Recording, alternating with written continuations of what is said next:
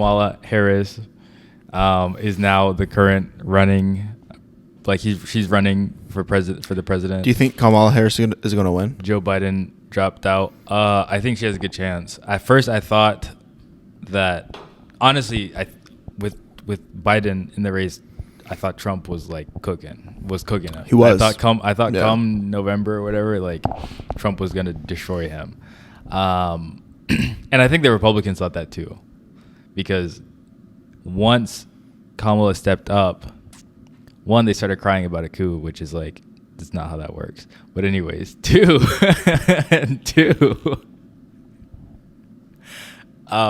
Trump just started rage tweeting. Like he just started rage tweeting. Absolutely. And then all of this Kamala-ganda just starts popping up on my social media feeds. Right? Yeah. And so I was reading something and they were saying that like basically the Biden administration had one dude running all of like the social media and they barely invested anything into it. And then literally the day that Kamala becomes the candidate, she dumps millions of dollars into social media marketing. Right. and expands the team by like 25, 30 people. Yeah. And there's right? like Megan Thee Stallion's like promoting her, like all like the pop culture people are. Yeah. I mean, I think to be fair,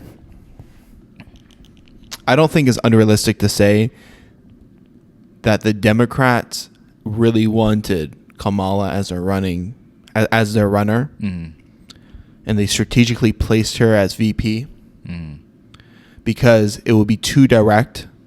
Like people probably would initially be like, "Oh no, she's not president material, right?" But she's VP material. But Joe Biden's health was declining at such a rate where secretly, I think it kind of makes sense. Where all along they're like, "No, this is our up and runner." All along meaning how long? I think when she became VP. No, I don't think so. I think they probably had an idea of, right, in like the last year as far as where Biden's health was. Right. Like Nancy Pelosi has like gone on a tour basically talking about what she thought about Biden. And the reason it's very interesting strategically.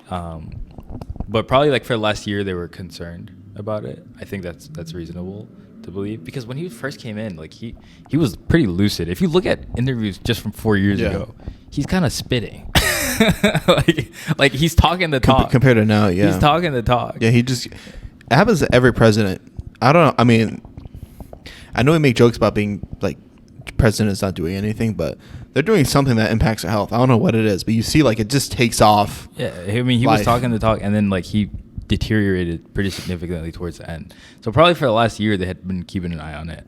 I can believe that. For the last year they had kind of been keeping an eye on it, and then Nancy Pelosi's going around like, yeah, I was always concerned. I was concerned. So I was basically campaigning for this like in the background the entire time. And the reason she's doing that is because it takes the heat off of Kamala, because some narratives are like, oh, Kamala was like laying in wait basically, and she was laying in wait, waiting for Biden to drop out cooking. I mean, and Nancy Pelosi's nothing wrong with that. Nancy Pelosi's kind of like, yeah, but it's like a negative talking point or whatever. Right. And so Nancy Pelosi strategically is like taking the brunt of all of that, right? Democrats, so I think they're in their bag this one. So yeah, they're in their bag. And then she announced her vice presidential pick, Tim Walz, who's the governor of Minnesota. And I'll get that Muslim vote. I mean, he's been doing a lot. I mean, I know there's like all these pictures of like once he got announced, all the the drag. So I think it's so interesting because I don't really understand the pro-Palestinian left, because like okay, let me not speak so broadly. The pro-Palestinian left that is very loud on Twitter, I don't understand because the whole time when she was debating between, it was like Berkshire, Walz, and that dude who talks like Obama, Shapiro. Shapiro. And like those were like basically the names that were floating out for the vice presidential pick. And this whole like all of Palestinian left Twitter is talking about like, oh my God, if she doesn't pick Walz, like just screw it all. Like if she doesn't pick Walz. And then she picks Walz, and then they're like, bro, he is Zionist too. And I'm like, did you not know about this before you were campaigning for Kamala to pick him? But I don't understand, like just for the record of anyone, all of us pro-Palestine out here, pretty much 99% of all U.S. politicians are bought by AIPAC. There's no non-Zionist, really. Like maybe Bernie Sanders, and he can afford that because he's Jewish. Like he's literally using his Jewish privilege. Yeah. He can get away with it. Basically. Like if you're not Jewish, you got to be a Zionist, pretty much.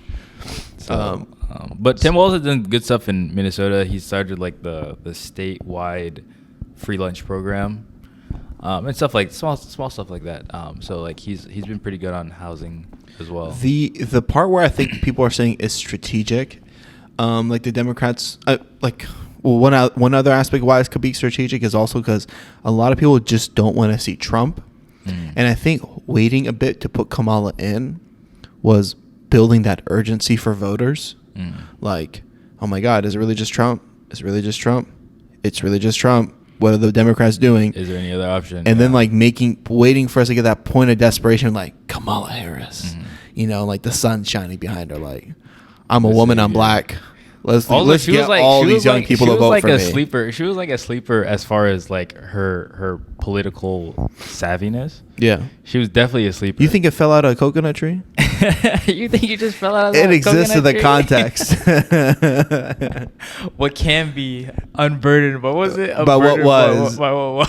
But anyways, she was kind of sleeper as far as like her political savviness because no one really. I don't think she won a primary. I don't think like she didn't have she had been in it, but she didn't have like a lot of resume experience basically. Then she was given the VP selection and everyone was like, okay, that makes sense. She's good for the minority voters and she doesn't really rock the boat. So like it's a good pick. And then she gets into this spot and it's I mean, you can have whatever opinions you want about her. I'm not the biggest fan of her, but as far as like the average American, or at least the average American that we like, the urban or relatively urban American, is like she's cooking. I think Kamala's gonna win. She's cooking. I think it's likely. Trump really hasn't been cooking lately. He hasn't, and I also he's been sounding like. I think he's there's been reporting that he's like since the shooting, he's been like really nervous. He doesn't. Yeah, he seems a bit different. Yeah, I think after the shooting, like really nervous to go out places. Right after the shooting, he handled like a champ. Yeah, he was like. But I thought that picture that happened too. I thought that picture. Yeah, I know, right? Like so much has happened. It's been a while. Yeah, I thought that picture of him like went crazy. I thought that would go way harder than it did, right? Yeah. So that to me, that's signaling like, okay, these guys aren't on their game. Either he doesn't like seeing it and he's like, yo, don't spread this around, or you think he got shook up. I mean, that's a possibility. There has been some reporting to that effect. I mean, that's probably the most difficult thing that's ever happened to him. And not to say that's not like being shot at is probably no walk in the park. That's pretty difficult. It's pretty difficult. Yeah. But I'm also like, I think if a guy like Trump has had like no hardship in life. No, but that's, I mean. And then he went through something that's like, but pretty even a jarring. regular dude, bro, like even us. That's what I'm saying. It was on his ear, bro. That's what I'm saying. Like, so like if you take someone who's like even a little bit more, you know. If you take someone who's had like a really easy life and go through that, it's already traumatic. Also, that shooter was atrocious. He was a kid. Atrocious. Yeah, that's the whole thing with a shooter. Don't give me conspiracy theory like rabbit holes because. So the only thing I know where you're gonna go, but like, it's a kid. I know